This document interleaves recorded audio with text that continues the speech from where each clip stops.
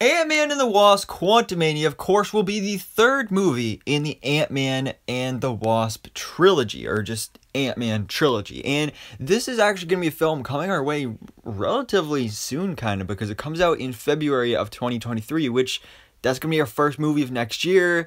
And now that Thor: Love and Thunder's out, our next movie is Black Panther 2, and right after that, it's Ant-Man and the Wasp: Quantumania. So I fully expect to be getting some sort of details, first looks, castings, that type of stuff during Marvel Studios' panel at San Diego Comic-Con a couple weeks from now. So I'm really excited for that. But today we have some additional details about Ant-Man and the Wasp: Quantumania from a few different scoopers. So the majority of this is coming from Casey Walsh, a scooper we've reported on at the channel multiple times before. Pretty, valid and, trustworthy, but of course, as always, consider it rumors for now, unless it's coming directly from Marvel Studios. Take it with a grain of salt, but there's definitely some interesting stuff in here that makes a lot of sense and really lines up with other things that we have heard. So, first of all, Ant-Man and the Wasp: Quantumania takes place primarily in the quantum realm, which, with a name like Quantumania, that is honestly to be expected. And it would be really cool if we do actually get to explore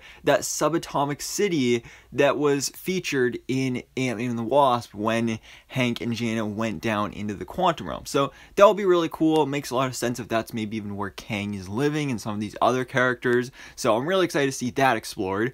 But also, in the quantum realm, we're going to be seeing a character called Crylar. So, in the comics, Crylar is a Hulk villain, and he only appeared in like one issue of the comics. He's a super obscure Marvel character, but he is going to be played in this movie by comedian legend Bill Murray, of course, from the Ghostbusters and Groundhog Day, a whole bunch of other classic movies. Really big fan of this guy. So it's cool that he's joining the MCU for this movie as Crylar. And what Casey Walsh is telling us is that there's going to be a fight between Crylar and Kang the Conqueror. So I'm assuming that it's going to be probably like Crylar is living in the quantum realm, and then all of a sudden Kang comes in, he invades, maybe he fights him, and Kang takes over the throne of this subatomic city. That's kind of what I'm thinking it's going to be. Then again, we don't know for sure. That's kind of just full-on speculation. But speaking of villains in this movie, we have Modok. So this is another big character that has been rumored, honestly, for the whole Ant-Man franchise this whole time. He was originally going to be in Ant-Man and the Wasp, and now he's going to be in Ant-Man and the Wasp: Quantumania. And it's been said that he's going to be having a huge, huge role in this film. So he is actually going to be played by Corey Stoll, who, as you probably remember, played Darren Cross, aka Yellow Jacket, in the first Ant-Man film. So I've done a couple different videos on this channel so far on reports that he is going to be playing Modok. Now, how does that make sense? Again, I've talked about it before, but basically the quick summary of it is that at the end of the Ant-Man film, I don't know why I keep messing up the word film, he shrunk down into the quantum realm, but if you notice, his head was the last part of him to shrink. So probably in the comics it's going to be like, alright, he's got the tiny arms, tiny legs, tiny body. He's pretty much just left with a giant head, and he's going to get made fun of that, and he's going to be in this little hover chair, and I think it's going to be awesome. I think it's going to be really cool. My Time to Shine Hello mentions that he really steals all the scenes. Modok is going to be a hilarious part of this film, which, again, it's a giant floating head, so how can he not be?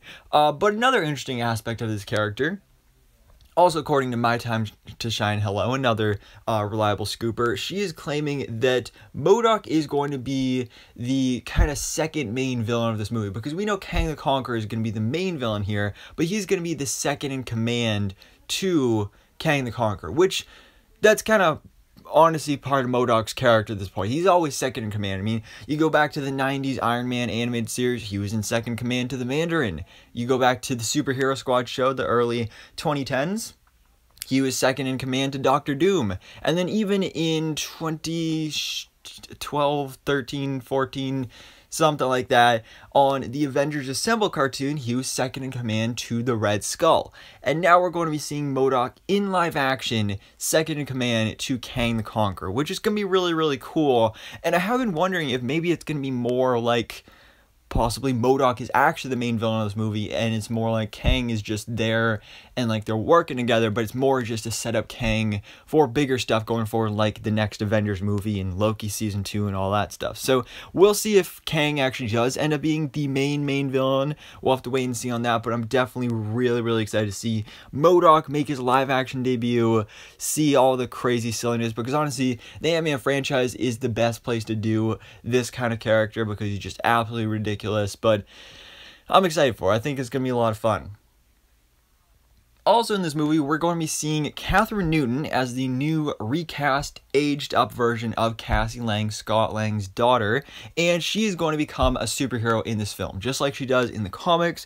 In the comics, she becomes a character known as Stature, where she has the same powers as her dad. She can grow super tall and basically be like Giant Man, and in the comics, she goes on to be a member of the Young Avengers, which we know the Young Avengers are being set up in the MCU, and there has been some stuff saying that, hey, we may see a version of the Young Avengers in this movie.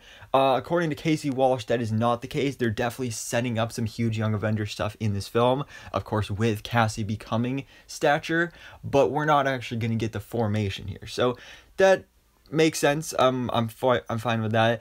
There was a rumor a while ago that I did a video on that Haley Steinfeld's Kate Bishop would appear in the movie, possibly in a post-credit scene, so that would be really cool. But speaking of teams, though, there's also, of course, the Fantastic Four. We know they're coming to the MCU with their new rebooted film, hopefully 2024. Hopefully we get some casting announcements soon, at least a director. But it's been a rumor for the longest time that the Fantastic Four would be introduced in Ant-Man and the Wasp: Quantumania, because Peyton Reed, the director of these films, he's always been a huge fan of the Fantastic Four. He originally wanted to direct the MCU Fantastic Four movie. He had this whole pitch and everything. Obviously that didn't end up working out. He didn't get the job. But there has been some theories and reports and rumors for like the last couple of years that maybe we'll get to see the introduction of the Fantastic Four here. Possibly like, oh, they were alive in the 60s. They were superheroes and they get stuck in the quantum realm. Ant-Man and the Wasp, they go into the quantum realm in this movie, they find the Fantastic Four, that's how they get to present day of the MCU. Again, pretty much just a theory, and Casey Walsh claims that that's not the case. The Fantastic Four are not in here at all, but it does kind of pave the way for them in the future, so maybe there is some sort of setup with that. I don't know for sure, but definitely interesting, and I'm still really excited to see the Fantastic Four when they do eventually come in their own solo movie years from now.